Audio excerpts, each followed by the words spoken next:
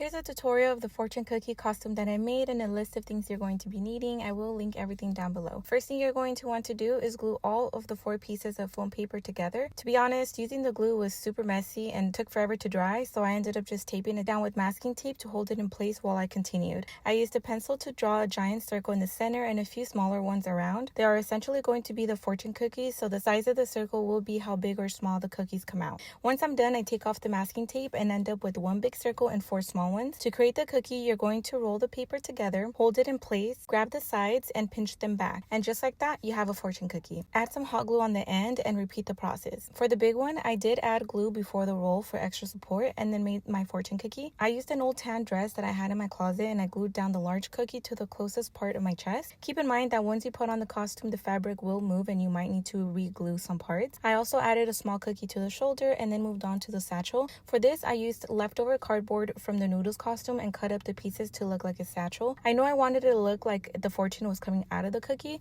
so I glued it down to the inside of the cookie and then down on one corner of the dress. I used a pencil to trace out the letters and then went over it with a marker. I ended up hating how it looked, so I ended up just painting over it and then used black paint to spell out the fortune in Chinese letters, of course using Google. Once the paint dried, I glued a fortune cookie at the end of the cardboard and I also glued one to an old hair clip to make this cute accessory.